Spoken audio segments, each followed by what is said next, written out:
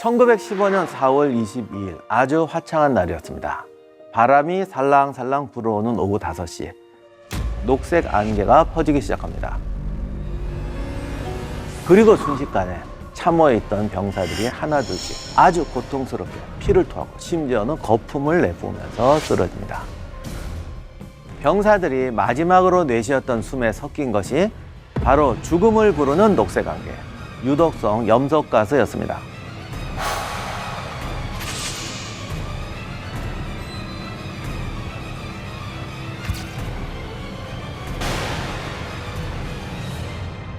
역사상 최초로 반인륜적 독가스 전투가 벌어졌던 제2차 이프르 전투는 이렇게 시작됩니다. 그 끔찍했던 역사의 현장 속으로 들어가 보도록 하겠습니다.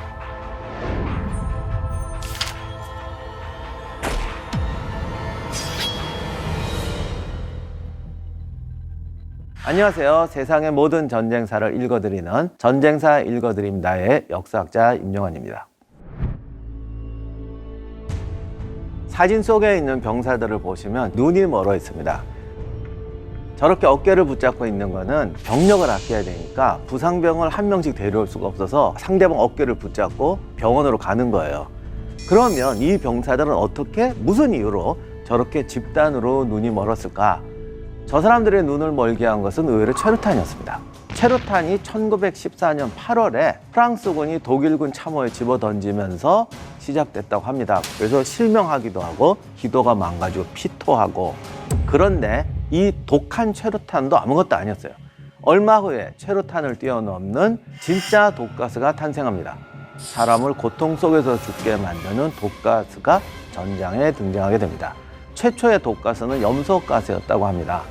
독일군이 최초로 염소가스를 사용해서 대량 학살을 일으킨 전투가 제2차 이프르 전투입니다.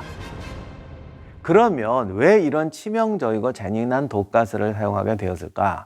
1차 대전의 시작은 기동전이었어요. 속전속결로 끝내려고 했는데 마른 전투 이후로 서부 전선에서부터 연합군과 독일군이 대치하기 시작하면서 기나긴 참호전이 시작됩니다. 연합군과 독일군은 서로 상대방 진지를 향해서 공격을 했지만은 대치 상태는 길어지고 수많은 병사들이 목숨을 잃게 됩니다. 심지어 영국이 참전하면서 영국 해군이 해상을 봉쇄해버립니다. 그러자 독일군은 더더욱이 물자 보급에 고통받게 되죠. 결국 독일군은 이 전쟁을 빨리 끝내기 위해서는 혁신적인 무기가 필요하다고 생각하게 됩니다.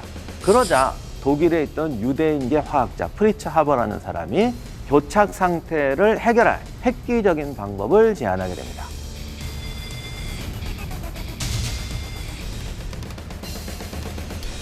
염소가스는 흡입하면 그 즉시 호흡기와 소화기가 심각한 손상을 입게 되고 오랫동안 노출될 경우에 사망할 정도로 강한 독성을 가지고 있는 치명적인 물질입니다. 그러면 독일군은 이 독가스를 어디에서 쓰기로 했을까? 바로 연합군이 차지하고 있던 전술상의 중요한 고지, 벨기에 서프랑드르 지역의 이프르였습니다.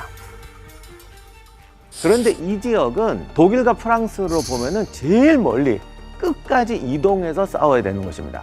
프랑스는 그래도 좀 낫고 독일 입장에서는 가장 먼 곳이에요. 독일군이 그럼 하필 왜 이 이프르 지역을 선택했는가? 영국이 참전을 하게 되면서 영볼 해협이 제일 가까운 곳입니다. 그러니까 여기 영국군, 캐나다군이 때로 몰려오게 돼요. 그런데 옛날 전쟁은 정말 보급이 중요하거든요. 1차 세계대전에서 보급은 2차 세계대전보다 더 중요했는데 중대 병력의 3분의 1이 밤 날라주는 데 투여가 됩니다. 차량도 없죠. 온통 진흙탕이죠. 이렇게 되니까 보급선이 멀어지게 되면 병력의 3분의 1이 없어져요. 그러니까 우리는 야 쟤들은 10만이야. 얘들은 10만이야. 비슷하냐? 아니에요.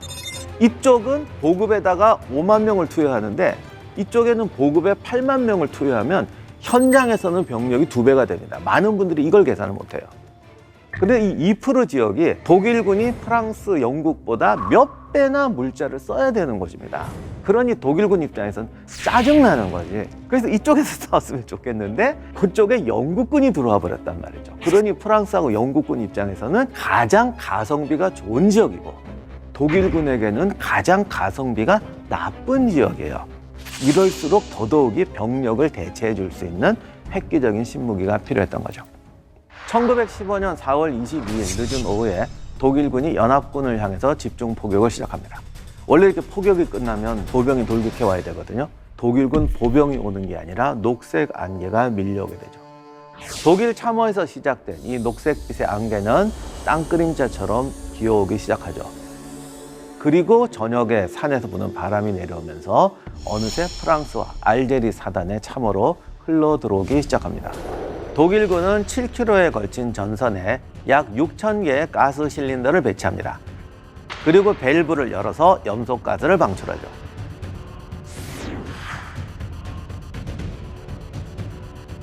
이날 독일군이 방출한 염소가스는 168톤. 그리고 이 독가스로 연합군 약 5,000명이 사망하고 15,000명이 부상을 당합니다. 당시는 가스 준비가 안 돼 있었기 때문에 방독면 이런 것도 없었고 이게 뭔지도 모르는 상태에서 공기를 들이마시게 됩니다. 당시는 참호전인데 염소가스는 공기보다 무거웠기 때문에 가스가 땅에 깔리면서 참호 밑으로 들어가게 되죠. 그럼 병사들은 가스 흡입을 피할 수가 없습니다. 목에 타는 듯한 고통을 느끼고 가슴에 칼날 같은 통증이 이어지고 숨을 쉬기 어려워집니다. 그리고 이게 사실은 사람을 어디 동맥을 끊어 죽이는 게 아니라 장기를 녹여서 죽이는 거거든요. 특히 폐를 녹이기 때문에 살아나도 평생 고통 속에 살게 하는 거죠.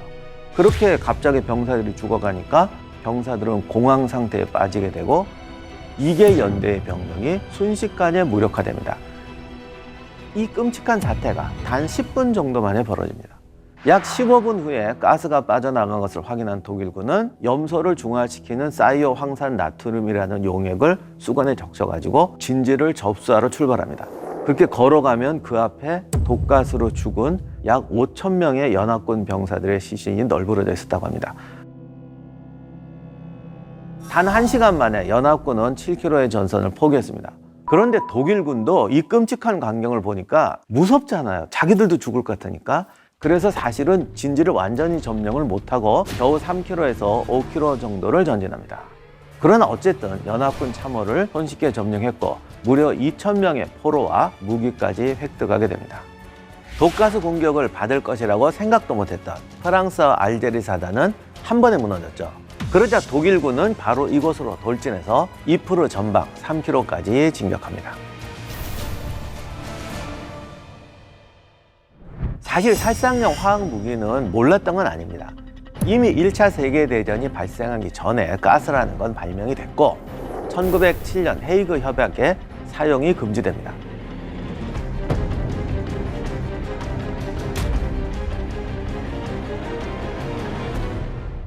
이때 조약이 포탄을 넣어서 오지 마라 이렇게 말했대요. 당시에 독일도 이 조약에 서명을 했습니다. 그러자 독일군은 교묘하게 실린더를 이용해서 염소가스를 방출한다. 협정을 안 어겼다. 이렇게 말한 겁니다. 역사상 유례없는 독가스 공격에 엄청난 사상자가 발생합니다. 캐나다군은 군대를 재편성해야 되니까 후방으로 이동했습니다. 세인트 줄리안 마을이라는 곳 서쪽에 자리를 잡았습니다. 물론 독일군이 쫓아왔죠. 4월 24일 아침 독일군은 캐나다군을 향해서 또다시 염소가스를 방출합니다. 그러자 연합군도 대안을 내놓습니다. 독일군처럼 중화제를 만들면 되잖아. 소변을 보라고 그랬답니다. 왜냐하면 소변에 암모니아 성분이 있어가지고 이게 독가스의 염소 성분을 중화시킨다. 그래서 뭐 죽는데 어떡합니까? 수건에다가 소변을 봐서 오줌 수건을 둘러서 방독면이 되었습니다. 그러나 이것이 독가스를 막을 만큼 이렇게 훌륭한 그건 아니었어요.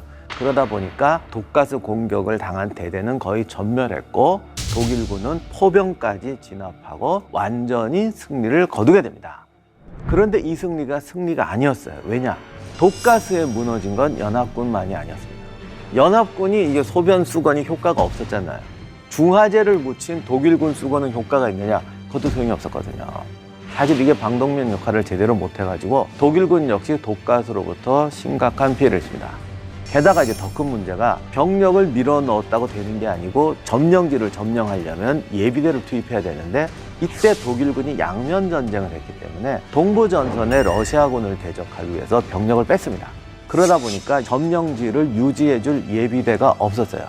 예비대가 없으니까 공격했던 부대도 주저앉아 버리고 수비했던 부대도 주저앉아서 정비하고 이렇게 되니까 결국 양측은 다시 1차 대전의 공방전을 반복하게 됩니다.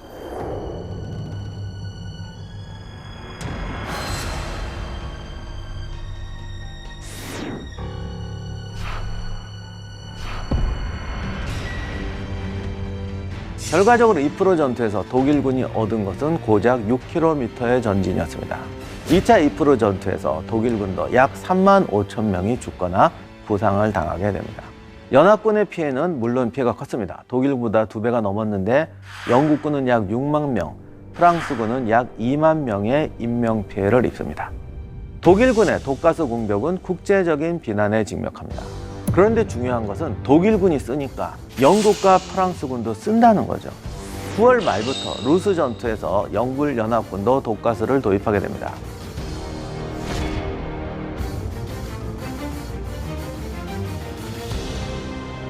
그러다 보니까 사람들이 또 생각한 게 뭐냐면 죽이는 것보다 부상병을 만드는 게 더 좋더라.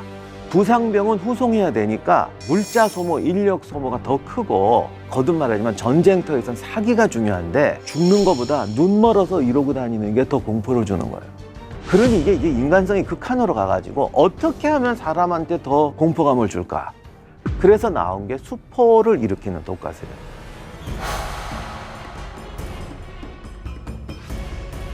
이런 수포성 가스를 뿌리니까 병사들이 안개가 몰려와도 겁이 나서 정신 이상을 일으킨다고 할 정도로 그야말로 잔인한 무기가 출현하게 됩니다. 이때 1차 대전에 참전했던 병사들 중에는 가스를 마시지 않은 사람이 없고 가스 후유증으로 평생 고생하지 않은 사람이 없습니다. 히틀러도 1차 대전 때 가스를 먹어서 병원에 입원하게 되죠. 히틀러가 웅변으로 유명했는데 의외로 목 때문에 평생 고생했다고 그래요. 전쟁사 좋아하시는 분은 꼭 아시는 사람이 리델하트입니다. 전쟁사 연구자로 정말 유명한 양반인데 이분 계급이 대위예요. 자위까지 받았는데 그래서 많은 사람들이 아니 뭐 전쟁사의 대가라면서 겨우 대위냐 이렇게 생각하는 분이 계신데 사실은 리델하트가 1차 대전 때 중대장으로 참전했는데 이제 가스를 먹어서 성대가 상해버립니다. 그런데 1차 대전 전쟁 때만 해도 평야에서 전투를 하니까 중대장이 구령이 중요했어요. 목소리 작은 사람은 중대장이 못 되는데 목소리가 크게 안 나오는 거죠. 그래서 대위로 전역하게 됩니다. 나중에 이제 전쟁사 연구가 되죠. 리델하트는 어떻게 보면은 그게 전화위복이 된 셈이지만 수많은 분들이 가스 후유증으로 인해서 평생 고생하게 됩니다. 결국 독가스 살포 방식도 더 효과적으로 바뀌게 됩니다. 처음에는 강철관에 독극물을 채워서 가스 형태로 분사하는 방식이었는데 이게 준비 시간도 오래 걸리고 바람의 방향이 바뀌면 거꾸로 이쪽으로 불어옵니다. 그러자 이제 협정회에서 금지했던 포탄에 넣어서 살포하는 투발 방식이 1916년부터 등장하게 됩니다. 독가스가 전투에 사용되면서 이제 방독면이 등장하게 됩니다.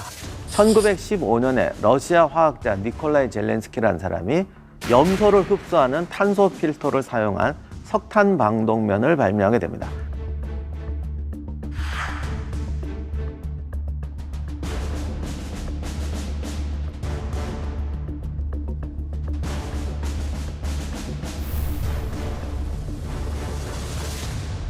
그러면 이 가스가 전쟁에 효과가 있었느냐? 이게 문제인데요.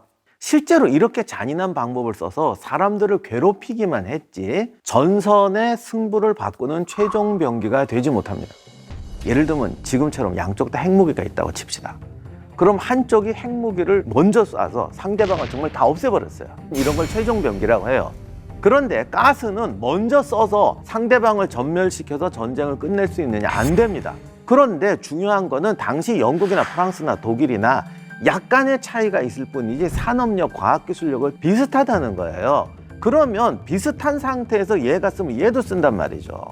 핵무기는 같아도 먼저 쓰면 상대방을 완전히 없애버릴 수가 있으니까 최종 병기가 되는데 가스는 네가 쓰면 나도 쓴다 이렇게 되니까 사실 써봤자 최종 병기가 안 되고 서로 고생만 시키는 거예요. 이프로 전투에서 겨우 7km 가르나로 가스를 썼기 때문에 소용이 없는 거예요. 이걸로 100만 명이 죽어가고 고생을 해도 전쟁 끝날 때까지 이 생각을 못 합니다. 그래서 전쟁이 무서운 거예요. 인류의 과학기술은 엄청나게 발달하고 예전에 비해서 훨씬 문화적이고 인도주의적 세상이 됐다고 믿고 있지만 전쟁이 벌어지면 우리는 다시 얼마든지 유화로 퇴행할 수가 있습니다. 1차 세계대전의 가스 전쟁을 보면서 분노하시는 분도 있겠지만 분노보다 우리는 두려움을 가져야 되고 두려움보다는 더 냉정하게 인간이란 어떤 존재고 우리가 전쟁터에 들어갔을 때 우리가 어떻게 바뀔 수 있는가에 대해서 냉정한 시각을 가지고 전쟁을 봐야만 또 벌어지는 참사를 막을 수가 있습니다. 독일군 보병 한 명이 참호 속에 바짝 엎드려 적을 향해 총을 겨누고 있습니다. 그 바로 옆에 무언가 흙더미에 반쯤 묻혀 있죠. 그게 뭘까요? 바로 프랑스군 시신입니다. 제대로 장례조차 치르지 못한 시신들이 아무렇게나 방치되어 있는 이곳은 바로 1916년 베르덩 전투가 한창 치러지고 있는 보호요새입니다. 베르덩 전투가 벌어졌던 전장은 살점을 밟지 않고는 한 발도 내디딜 수 없다. 참호 벽에는 전사자들의 머리와 팔다리 절반만 남은 몸뚱이가 박혀 있었습니다. 또한 포탄 구덩이에는 어김없이 시체들이 떠다녔다고 합니다. 베르덩 전투는 승리를 위해 적의 병사를 모조리 소모시키는 역사상 가장 참혹한 소모전이자 병사들을 말 그대로 총알바지로 만들며 10개월 동안 약 70만 명의 사상자를 낸 단위 면적당 가장 많은 사망자를 낸 전투입니다. 인류는 미쳤다. 이 학살극을 보라. 이 공포의 죽음을 보라. 지옥도 이 정도로 끔찍하지는 않을 것이다. 인간의 한계를 넘어선 최악의 전투, 고기 분쇄기라고 불렸던 베르덩 전투. 어째서 베르덩 전투에서는 이토록 많은 희생자가 나왔던 걸까요?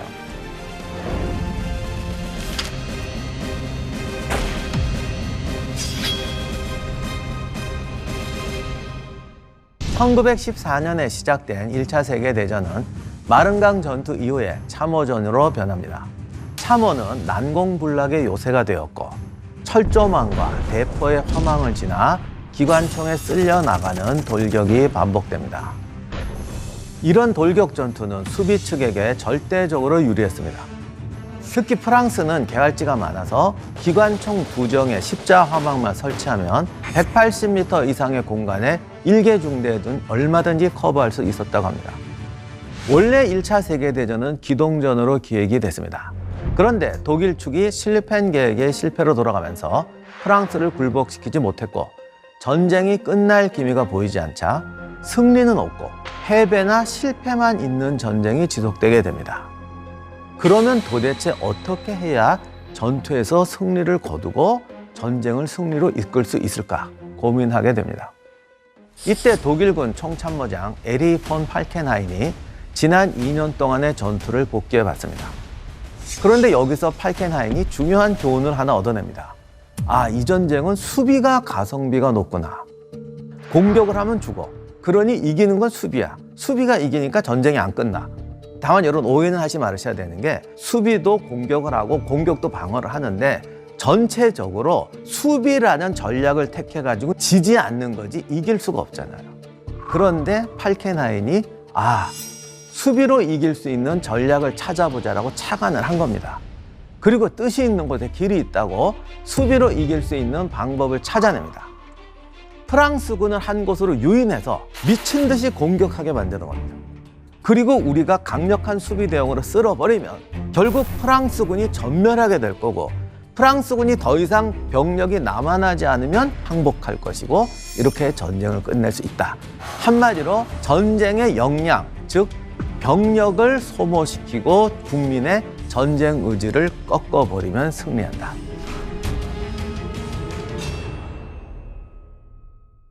팔켄하인은 이 전략을 시행할 수 있는 장소를 찾습니다. 그래서 선택한 곳이 독일 국경에서 멀지 않은 프랑스 북부 로렌 지방 메즈강에 자리 잡은 베르덩 요새입니다. 그러면 왜 베르덩이었을까요? 1916년 당시에 베르덩은 독일 쪽으로 튀어나온 돌출부를 이루고 있었습니다. 따라서 팔켄하인은 프랑스군이 공격해 들어오면 동시에 만약에 뒤를 끊으면 삼각형 돌출부 안에 있는 프랑스군을 완전히 섬멸할 수 있다고 판단했습니다. 그리고 베르덩은 파리에서 정동쪽으로 240km 떨어진 도시인데요. 이곳은 과거 5세기에 훈족 아틸라가 침공했을 때도 그들을 막아냈던 요새 도시였고, 서기 843년 베르동 조약이라는 걸 들어보신 적이 있을 겁니다. 프랑크 왕국을 셋으로 분할하는 이 베르동 조약으로 지금의 프랑스, 독일, 이탈리아라는 유럽의 강대국이 탄생하는데, 그 조약이 맺어진 것도 베르덩입니다. 그리고 그 이후로 프랑스가 침략을 받았을 때 항상 전투가 벌어졌던 중요한 요충입니다. 한마디로 프랑스의 자존심이자 정신이라고 할 수 있는 곳입니다.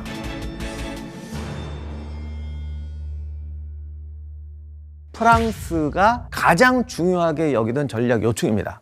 그래서 이곳은 17세기부터 요새화를 시킵니다. 루이 14세 때 프랑스 전역에 요새를 만드는데, 그 중에서도 제일 잘 만든 요새가 베르덩이에요. 중세 요새의 독특한 구조에다가 대포를 막을 수 있는 강력한 콘크리트 공법을 결합해서 만든 요새입니다. 그리고 이 요새를 19세기, 20세기까지 공법이 발달할 때마다 주기적으로 보완해 왔습니다. 이런 요새가 베르덩에 무려 큰 요새가 10개, 작은 요새가 20개 된다고 할 정도로 베르덩 주변에 쫙 깔려서 강력한 방어망을 구축하고 있었습니다. 이처럼 중요한 곳이었기 때문에 독일이 공격해서 베르덩을 차지하면 프랑스군은 분명히 이걸 탈환하기 위해서 덤벼들겠죠. 그러면 독일군은 이 돌격을 기다렸다가 수비의 이점을 살려서 프랑스군을 모두 섬멸해서 전쟁을 끝내겠다라는 게 독일의 계획이었습니다. 팔켄하이는 비망록에 우리가 목적을 달성하든 달성하지 못하든 프랑스군은 자발적으로 후퇴할 일이 없을 것이므로 피를 남김없이 흘리고 죽게 될 것입니다 라고 썼습니다.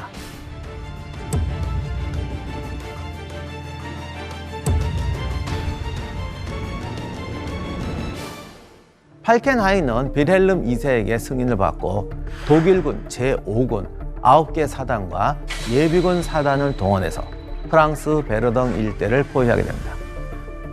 독일군의 계획은 프랑스군의 공격을 유도하는 것이었죠. 그러니까 먼저 요충을 점령해야 됩니다. 그런데 이게 베르덩이 워낙 엄청난 요새니까 공격하다가 독일군이 섬멸당할 수도 있습니다.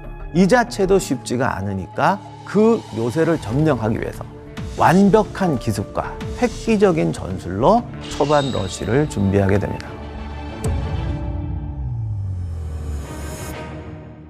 독일군이 생각했던 비밀 무기는 대포였습니다.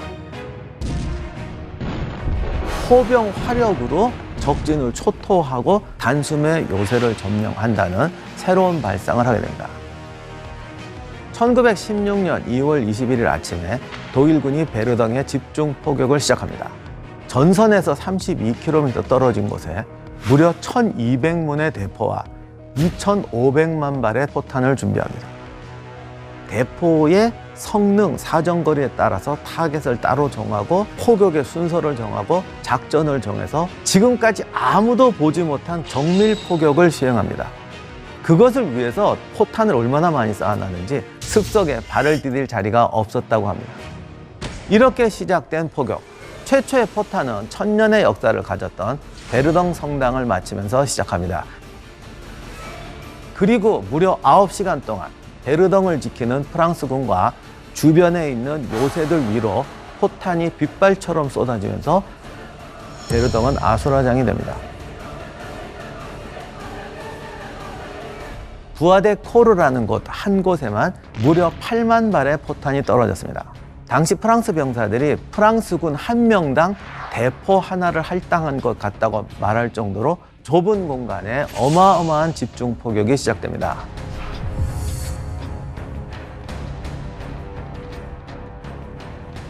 베르덩 전투에는 다양한 대포가 사용되었는데 그 중에서도 전설적이고 가장 컸던 대포가 뚱보 베르타라고 불린 420mm 대포였습니다.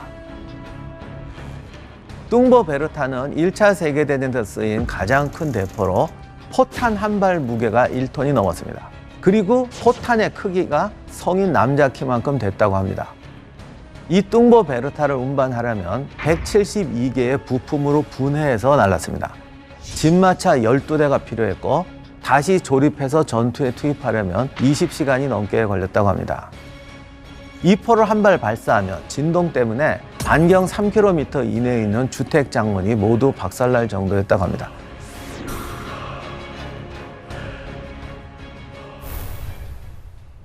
베르덩 전투는 대포의 전쟁이라고 해도 과언이 아닙니다. 참호에 있는 병사들을 대포로 쳐서 없애버린다는 게 목표였어요. 계속 포를 때려서 참호벽을 깎아내서 죽인다는 전략이었습니다. 이게 우연히 된 게 아니라 그런 작전이었어요. 그래서 한 번 포탄이 떨어지면 30cm, 50cm가 깎여 나간단 말이에요. 그렇기 때문에 참호 속에 있다가 흙에 매몰돼서 죽은 병사가 더 많았다고 합니다. 프랑스군 장교는 독일군의 집중 포격에 참호에서 6일을 보내면서 끔찍한 집중 포격 아래서 비좁은 참호 말고는 몸을 피할 만한 곳이 전혀 없었다. 그나마 마지막 이틀은 차가운 진창에 처박혀 지냈다. 나는 175명과 함께 그곳에 도착해서 34명을 데리고 돌아왔다.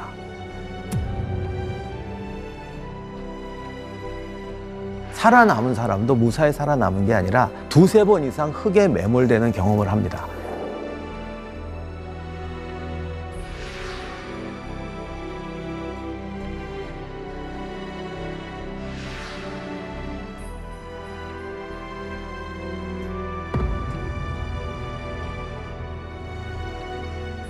더 이상의 묘사는 상상할 수 없을 정도입니다.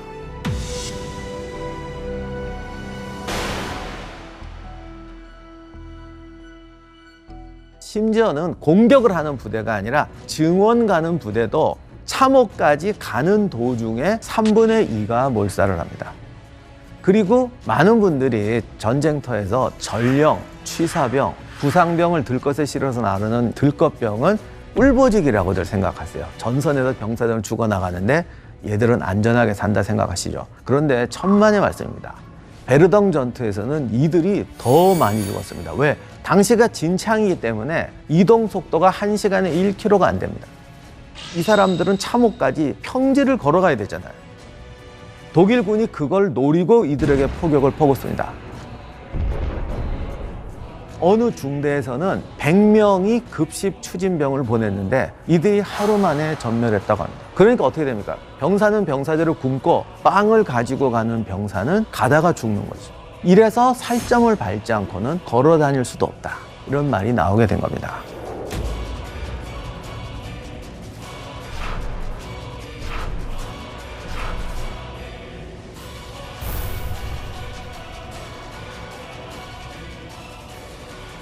그런데 베르덩 전투에서는 또 하나의 끔찍한 무기가 탄생합니다. 죽은 자의 언덕이라는 별명이 붙었던 모르옹 고지라는 곳이 있는데 이곳을 점령하기 위해서 독일군이 여러 번 시도하지만 프랑스군에 의해서 실패하게 됩니다. 그러자 독일군은 이 난관을 극복하기 위해서 역사상 최초로 화염방사기를 등장시킵니다. 화염방사기 공격을 받는 걸 본 순간 공포의 지가 달아났다고 합니다. 거대한 대포와 화염방사기까지 동원한 공격에 4월 1일부터 5월 1일까지 총 사상자가 독일군이 약 8만 명에서 12만 명, 프랑스군은 8만 9천 명에서 13만 3천 명으로 늘어납니다. 5월 말까지 프랑스군만 약 18만 5천 명을 잃습니다.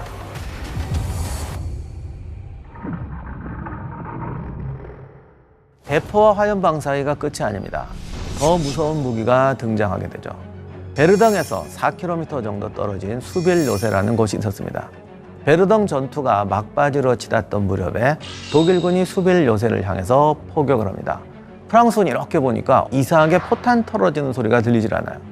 당시에는 불발탄이 굉장히 많았기 때문에 병사들이 좋아했다고 합니다. 그런데 불발탄인 줄 알았던 포탄이 떨어지자 갑자기 상한 식초 같은 희귀한 냄새가 섞인 시체가 썩는 듯한 역겹고 톡 쏘는 매운 냄새가 올라오기 시작합니다. 가스였죠.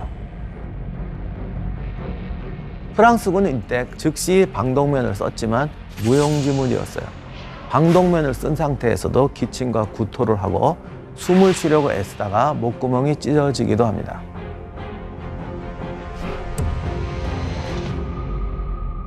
전선의 방독면이 보급되자 독일 과학자들이 지난 몇 달간의 새로운 제조법을 실험해서 프랑스군 방독면으로는 일부밖에 막을 수 없는 새로운 독가스를 생산했던 것입니다. 그 가스가 처음 사용된 것이 바로 이때 독일군은 이 가스탄을 녹색 십자가를 표시를 해서 구별을 했는데요. 그 문양에 따라서 녹십자 가스라고 부르기도 합니다. 이 가스의 이름은 포스겐입니다. 1차 세계대전에 사용된 가장 치명적인 가스로 살아있는 모든 것을 공격하는 가스였습니다. 나뭇잎은 시들고 달팽이까지도 죽이고 심지어는 시체로 넘치다 보니 전장에 파리떼가 어마어마하게 많았는데 이 파리떼까지도 깨끗하게 청소해줬다고 합니다. 갑자기 밀려든 포스겐 가스 공격에 프랑스군은 혼동에 빠졌고 그 와중에 수빌 요새를 빼앗기게 됩니다. 프랑스 공식 전쟁사는 1916년 10개월 동안 베르덩에서 입은 손실을 37만 7,231명이라고 기록합니다. 그 중에서 16만 2,308명은 전사나 행방불명입니다. 그리고 같은 기간 동안 독일군이 입은 손실은 33만 7천 명입니다. 당시의 독일군 명부에 따르면 사망자와 행불이 10만 명이 넘습니다. 결국 프랑스와 독일 양측 사상자를 합치면 70만 명이 넘는 어마어마한 수가 됩니다. 베르덩 전투 직전, 그 직후 베르덩 전장의 사상자까지 다 하면 프랑스군과 독일군의 총 사상자는 사망 42만 명, 부상을 입거나 가스 중독을 겪었던 병사가 80만 명, 다 합치면 거의 125만 명이 됩니다. 지금 우리나라 정규군의 2배입니다. 솜무강 전투가 베르덩 전투보다 더 많은 사상자를 내긴 했습니다. 그러나 참전한 병사 대비 사상자 수를 보면 1차 세계대전의 모든 전투 중에서 베르덩 전투가 더 많습니다. 전장 면적 대비 사망자 수도 가장 많습니다. 제1차 세계대전의 축소판이라고 할 수 있는 것이 베르덩 전투입니다. 팔켄하인의 말려 죽이기 전술은 프랑스군에만 해당한 것이 아니라 독일군 그리고 베르덩에 있는 모든 것을 말려버렸습니다. 아직도 베르덩에는 당시에 발사된 불발탄이 무려 1,500만 발이나 남아있다고 합니다. 그래서 지금도 접근 금지 구역이 많다고 합니다. 전쟁이 일으킬 수 있는 모든 실수와 가혹함과 잔혹함이 모두가 녹아 있습니다. 그 모든 것이 집약되어 있던 것이 베르덩 전투입니다. 독일 측이 실펜 계획의 실패로 돌아가면서 승리는 없고 패배나 실패만 있는 전쟁이 지속되게 됩니다.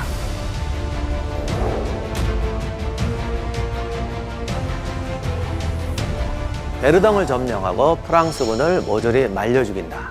그래서 이 작전을 심판이라고 불렀습니다. 프랑스군 병사는 단 한 명의 피까지도 말려버리겠다는 독일군, 단 한 명도 통과시키지 않겠다는 프랑스군.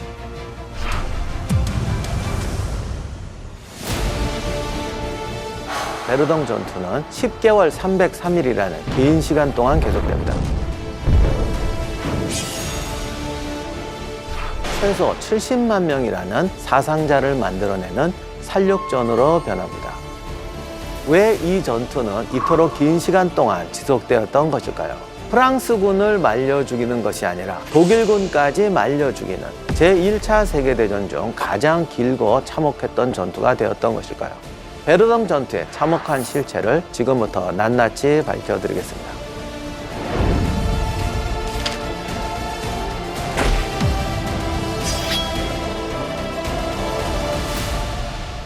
베르덩 전투가 오래 걸린 첫 번째 이유는 바로 군 지휘부의 잘못된 판단입니다. 베르덩 전투는 기습으로 시작했죠. 독일군은 비밀 엄수를 철저하게 했습니다. 제5군을 제외하면 다른 독일군조차도 마지막 순간까지 심판 작전에 대해서 알지 못할 정도였습니다. 독일은 프랑스의 주의를 딴 데로 돌리려고 베르덩은 양동작전이다, 진짜 대규모 공격은 다른 곳에서 벌어진다는 소문을 흘립니다. 하지만 아무래도 현지에서는 이상 증세를 발견하게 되죠. 프랑스 현지 지휘관이었던 에밀 드리앙 중령은 독일군의 움직임이 심상치 않다는 걸 포착하고 총참모장이었던 조프르에게 베르덩 요새 방비를 강화해야 한다고 요청합니다. 베르덩은 요새화되어 있었지만 문제가 있었습니다. 요새와 요새를 이동할 수 있는 교통호가 제대로 마련되어 있지 않았던 것이죠. 베르덩의 요새들을 지키려면 그곳에서 소모되는 물량을 보급할 수 있는 도로가 보호되어야 하는데 전혀 준비가 되어 있지 않았습니다. 하지만 조프르는 독일군의 기만 작전이라고 판단하고 드리앙 중령의 조언을 무시합니다. 심지어는 요새는 시대에 뒤떨어진 물건이다 라고 방치해서 요새에 설치해놨던 대포와 포병까지 차출해 갔습니다. 그러다 보니까 전투가 벌어질 때 베르덩 지역에 있던 병력은 단위 명적당 병력 수가 전 전선에서 최소 상태였습니다. 이 드리앙 중령은 재미난 분인데 당시 나이가 60세 이상이었습니다. 보불 전쟁에 참전했던 사람인데 예비역으로 있다가 전쟁이 나니까 자원해서 참전합니다. 그는 이 2개 대대를 가지고 새로운 설계로 방어선을 구축합니다. 당시에 1차 대전은 무조건 이렇게 쭉 연결되는 교통으로 방어를 하는데 드리앙 중령이 보니까 전선은 너무 넓고 병력은 적은 거예요. 그래서 연결되는 참호가 아니라 거점 방어 진지를 만듭니다. 1선, 2선, 3선으로 연속적으로 후퇴하면서 지키는 효율적인 방어 진지를 설계합니다. 그런데 이것에 대해서도 조프로는 굉장히 냉담했어요. 왜냐하면 전쟁사에서 가장 잘못된 유명한 원칙이 하나 있습니다. 한 채의 땅도 적에게 내줄 수 없다. 이게 듣기에는 멋있는 말인데 모든 전쟁의 비극은 여기서 탄생합니다. 10m 뒤로 가는 거 허용하지 않고 제1선에 기다란 진지를 파고 거기서 죽어라. 그래서 드리앙의 진지를 전 지역에 확산하는 것을 허용하지 않습니다. 당시에 독일군의 병력은 최강 전력의 3개 군단 그리고 예비 군단 하나로 구성되어 있었습니다. 프랑스군은 30군단 1개뿐이었어요. 그 중에서도 1개 사단은 군복무 부적격자, 말 그대로 평발이라든가 이런 거에서 군복무 부적격자, 나이 많은 병사들로 이루어진 향토사단이었습니다.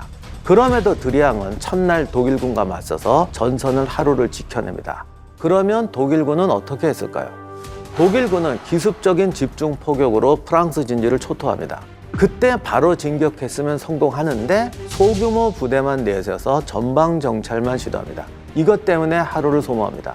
독일군의 후속 진격이 미미하자 드리앙 대대는 전열을 정비하고 독일군하고 맞섭니다. 겨우 2개 대대뿐이었는 불리한 병력이었지만 결사적인 저항으로 독일군에게 저항하면서 다시 하루를 법니다. 그리고 드리앙 중령은 전사하게 되죠. 독일군은 간신히 이틀째에 첫날의 예정 목표선까지 나갈 수 있었습니다. 그래서 독일군은 2월 24일에 베르덩 요새 2선을 무너뜨렸고 25일에는 베르덩 요새 바로 앞에 있는 요새이자 최후방인 두오몽 요새를 함락합니다. 두오몽 요새는 당시만 하더라도 세계에서 가장 강력한 요새이자 10만 명도 막아낼 수 있다고 장담하던 요새였습니다. 오각형 형태로 직경이 400m쯤 됐습니다. 요새 밖 가장자리는 철조망을 27m에 걸쳐 설치해서 이중으로 보호하고 그 뒤로 또 못이 박힌 철책을 2.4 높이로 설치했습니다. 그 아래로는 7.2m의 폭넓은 도랑을 파서 요새를 둘러싸고 있었습니다. 두오몽 요새의 진짜 걸작은 미로로 연결된 지하 도시였어요. 그 지하를 개미굴처럼 만들어서 적군이 침투해도 그 다음 방에서 또 싸울 수 있는 이런 미로 도시를 만들었습니다. 그러면 이렇게 10만 명이라도 막아낼 수 있다는 두오몽 요새가 왜 전투 3일 만에 함락됐던 것일까요? 사실은 독일군이 420mm 포로 공격을 했는데 끄떡도 안 하니까 독일군은 독일군대로 또 포기를 했어요. 그랬는데 어떤 하사 한 명이 좀 이상한 거예요. 요새가 너무 조용한 것이야. 그래서 단 2명을 데리고 들어갔는데 텅 비어 있는 거예요. 당시 포격이 떨어지는데 요새 수비대가 별로 없으니까 다들 지하실에 들어가 숨어 있었어요. 그러니까 요새 안을 무인지경으로 걸어 다니다가 그냥 간단히 말해서 그냥 포로가 돼버린 겁니다. 이렇게 돼서 그 난공불락의 두오몽 요새가 총 한 발 쏘지 않고 함락되어 버립니다. 만약 이때 독일군이 바로 여기로 포를 옮겨오고 공세로 나갔으면 베르덩을 완전히 정복할 수 있었습니다. 그런데 독일군이 여기서 정지해버립니다. 가장 결정적인 이유는 팔켄하인이 예비대를 보내주지 않았건 때문이에요. 그 사이에 프랑스군은 페탱 장군이 지휘하는 제2군을 베르덩에 투입합니다. 그는 병사들을 돌격시키는 게 아니라 대포를 모읍니다. 프랑스군이 포대를 모아서 강력하게 포격을 퍼붓자 독일군도 후퇴하게 됩니다. 그런데 패탱이 이런 전술을 사용하려고 하자 가장 결정적인 문제가 보급로가 문제가 됩니다. 당시 베르덩으로 향하던 철길은 독일군의 포격으로 차단되었고 베르덩으로 하는 도로는 딱 하나, 7m 폭의 작은 도로 하나만 남아 있었습니다. 패탱은 연이어 닥칠 독일군의 대공세를 막아내기 위해 프랑스 바르르디크에서 베르덩까지 새로운 보급선을 만듭니다. 2월 28일부터 일주일 동안 군수품 약 2만 5천 톤, 병력 19만 명이 이 도로를 거쳐서 베르덩으로 향합니다. 이 덕분에 프랑스군 4분의 3인 125개 사단이 교대로 전선에 투입될 수 있었습니다. 그리고 예비대가 확보되자 전선의 병사들은 교대로 휴식을 취할 수 있었습니다. 이후 이 도로는 신성한 길이라고 불리게 되었다고 합니다. 패탱 장군은 아군 병력 소모를 최소화하며 병사들의 존경을 받습니다. 나는 병사를 대포 앞으로 돌격시키지 않겠다. 대포가 정복하고 보병이 점령한다.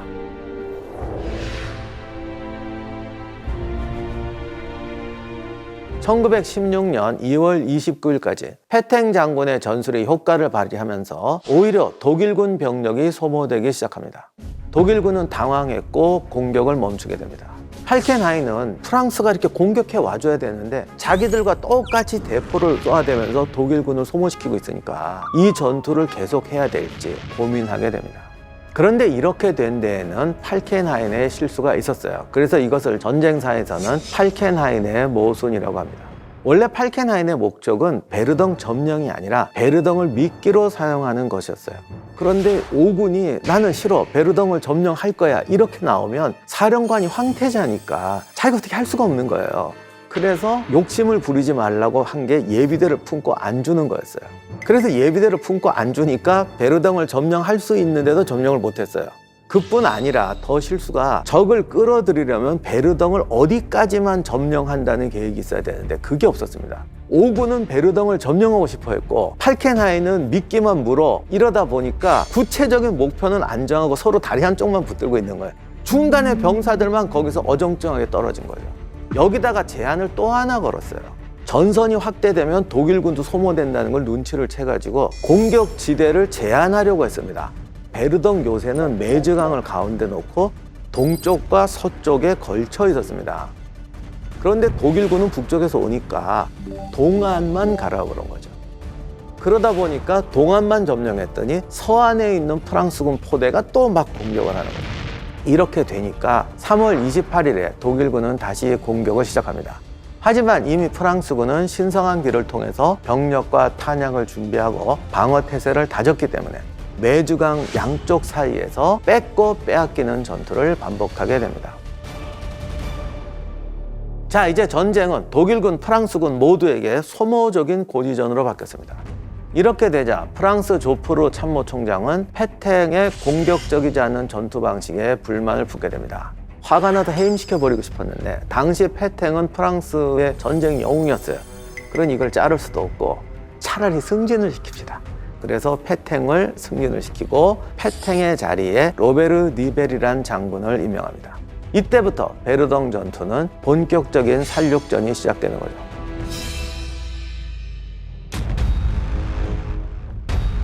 니벨은 무작전, 무전략으로 무조건적인 돌격을 명령합니다. 이 때문에 수많은 프랑스군 병사들이 목숨을 잃었고 상황은 점차 독일군에게 유리하게 돌아가기 시작합니다. 이렇게 니벨이 무모한 공격을 하다 보니까 프랑스군이 전투 불능 상태로 빠져버립니다. 합리적이라고 생각했던 독일군도 이제는 우리가 공격해도 이기겠다. 이래서 갑자기 독일군이 거꾸로 공세로 나옵니다.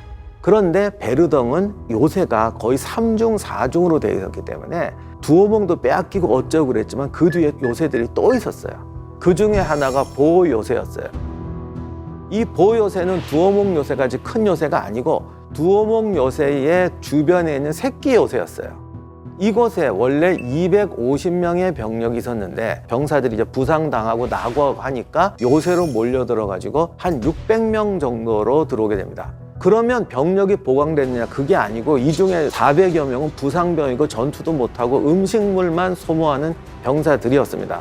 원래 있던 수비병들은 이들을 보호하면서 독일군과 싸워야 되는 이중고에 시달리게 됩니다. 그런데 이 보요새가 고립이 되었기 때문에 보급이 오질 않습니다. 나중에는 물이 떨어져서 24시간 동안 단 한 모금의 물도 마시지 못할 상황이었습니다. 절망에 빠진 병사들은 요새 벽면에 생기는 습기와 점액을 핥아먹을 정도였어요. 자기 오줌을 마시는 사람도 있었다고 합니다. 결국 6월 7일에 보요새는 항복을 선언합니다. 이후에 독일군은 티오몽 요새와 플레리 두벙 두오몽 요새를 점령합니다.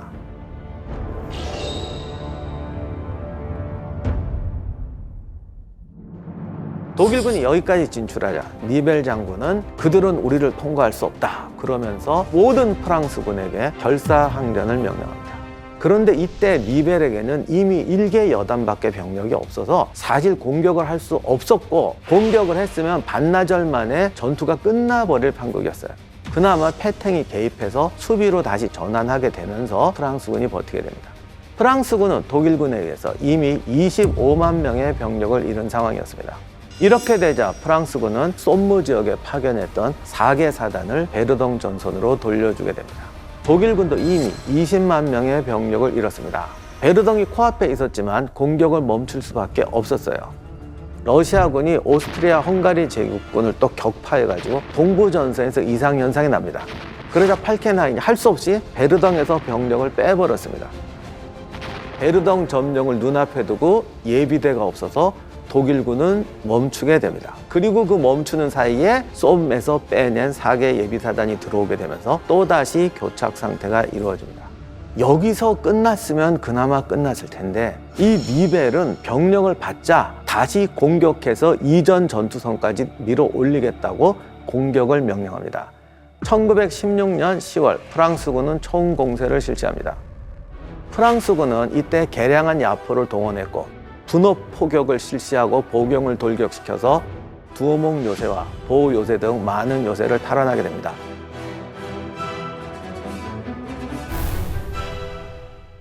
프랑스군과 독일군 지휘부는 모두 제대로 된 작전이 아니라 병사들을 사람이 아닌 무기처럼 사용했다고 하죠. 오직 돌격에만 의지해서 전투를 벌이고 그 바람에 수많은 목숨을 잃고 그래도 포기하지 않고 먼저 지는 쪽이 지는 것이다 라고 하면서 끊임없이 공격을 반복합니다. 지휘관들에 대한 군대의 신뢰가 흔들리기 시작합니다. 병사들이 더 이상 이런 무모한 공격을 할 수 없다라고 분노하고 사기가 떨어지는데 이때 떨어진 사기는 전쟁 끝날 때까지 회복되지 않았다고 합니다. 독일군은 독일군대로 처음에는 난공불락으로 평가받던 두오몽 요새 등을 점령했습니다만 길어진 전투로 인해서 인적 물적 자원이 부족하게 되고 독일군 내에서도 공격파, 수비파가 나누어지면서 병력을 효율적으로 사용하지 못하게 됩니다. 결국 독일의 참모장 팔켄하인과 프랑스 참모장 조프르는 모두 좌천하게 됩니다. 이 전쟁의 유일한 승자는 어이없게도 니벨이었습니다. 가장 많은 병력을 죽였던 니벨이 오히려 베르덩 전투의 영웅이 되어서 최고 사령관으로 승진하게 됩니다. 베르덩 전투는 12월 20일 303일 만에 종료되었는데